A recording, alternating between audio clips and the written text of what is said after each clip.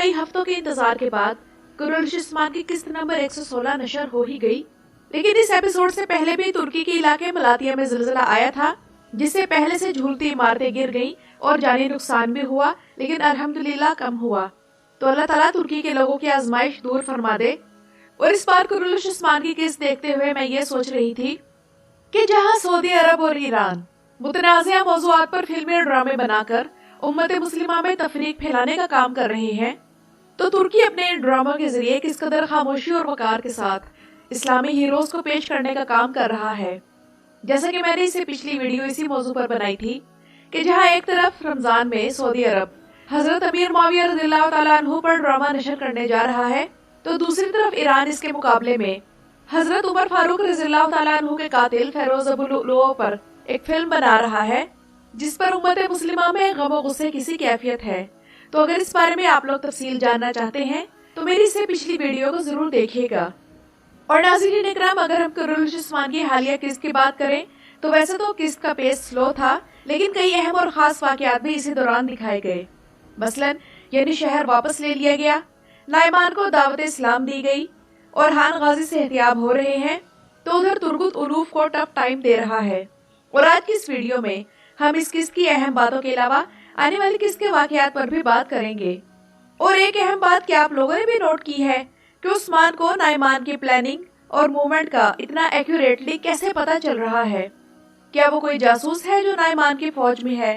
اگر ہے تو کون ہے؟ تو ناظرین اکرام، نائمان کا کردار مداحوں کو بے حد پسند آ رہا ہے، اور نوبت یہاں تک آ گئی ہے کہ قرولش عثمان کے مداح نائمان اور نویان کا آپس میں کمپیریزن کرنے لگے ہیں۔ میں نے ایک جگہ فیس بک پر پوسٹ دیکھی جس میں لکھا تھا کہ نویان ہمیشہ اپنے سپاہیوں کے ساتھ ارطغرل غازی سے ملنے آتا تھا، جبکہ نائمان چند سپاہیوں کے ساتھ عثمان بے کے قبیلے میں آ گیا، تو نائمان نویان سے زیادہ بہادر ہے۔ لیکن یہاں کچھ لوگ یہ کہہ رہے تھے کہ اس کا تو مطلب یہ ہے کہ ارطغرل زیادہ بہادر تھا اور عثمان بے کم ہے، جبکہ ایسا نہیں ہے۔ عثمان بے تو تاریخ میں بہت زیادہ ڈیرنگ اور بہادر شخصیت تھے اور اپنے والد سے ہمیشہ ایک قدم آگے ہی رہے۔ تو بہرحال بات ہو رہی تھی نائمان کی، تو یہ منگول کمانڈر آنے والی ایک ساتھ میں اپنی طاقت دکھائے گا، اور فی الحال تو وہ شریف دشمن ہونے کا ثبوت دے رہا تھا، اور اس میں اعلیٰ ظرفی بھی ہے، تبھی تو اورحان کے زہر نکالنے کی دوائی اپنے شامان کے ذریعے دے ڈالی۔ اور شکر ہے کہ اورحان غازی کو تندرست کرنے میں شامانزم نہیں دکھایا گیا اور محمد بوزدیگ نے سمجھداری سے کام لیا۔ لیکن ظاہر سی بات ہے کہ نائمان عثمان بے کی طاقت کو جج کرنے آیا تھا، اور اگلی ایک ساتھ میں ان کی بدترین دشمنی دکھائی جائے گی۔ بظاہر واقعات کے لحاظ سے یہ درمیانی درجے کی قسط تھی، لیکن ایسی ایک ساتھ آنے والی قسطوں کی ٹون سیٹ کرتی ہے، اور اس قسط کا سب سے بہترین سین شیخ ادب علی اور نائمان کی گفتگو تھی۔ اور یہ قرولش ارطغرل اور قرولش عثمان میں پہلی بار کوئی ایسا سین تھا جس میں کسی دشمن کو باقاعدہ طور پر اسلام کی دعوت دی گئی ہو۔ بے شک اس سے پہلے ہم نے ایرس، گوکتک، مرگن اور جیرکوتائے وغیرہ کو مسلمان ہوتے دیکھا ہے، لیکن ان کے مسلمان ہونے میں نہ تو کسی ایسی گفتگو کا عمل دخل تھا اور نہ ہی وہ نائمان کے لیول کے کمانڈر تھے۔ تو ناظرین اکرام، کیا اگر نائمان اسلام لے آتا ہے تو محمد بوزدیگ کیا اس کے ذریعے منگولوں کے قبول اسلام کی تاریخ دکھانا چاہتے ہیں، اور وہ بھی ایک بار پھر سے؟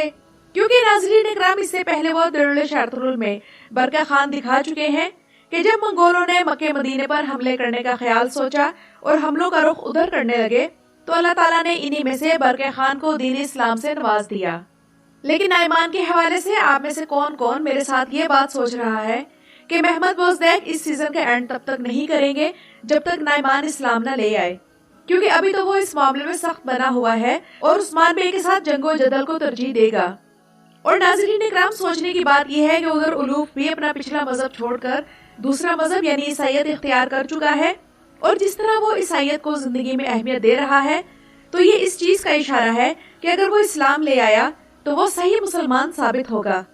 ہو سکتا ہے کہ آگے جا کر الوف اسلام قبول کر لے، تو کیا محمد بوزدیگ اس سیزن میں کسی نئے تاریخی جنگجو کو شامل کرنے کے بجائے دوسرے مذاہب کے جنگجوؤں کو اسلام قبول کروانے پر فوکس کریں گے؟ مجھے کمنٹس میں اپنی رائے سے ضرور نوازیے گا۔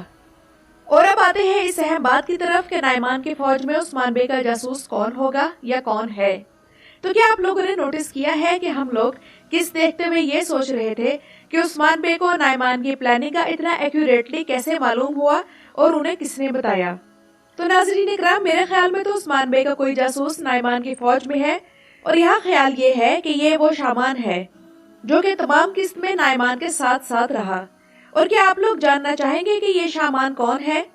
तो नाज़रीन इकराम, ये एलियोस का खास आदमी था जिसे हम सीजन 3 में देख चुके हैं और आप इसे एलियोस का राइट हैंड कह सकते हैं।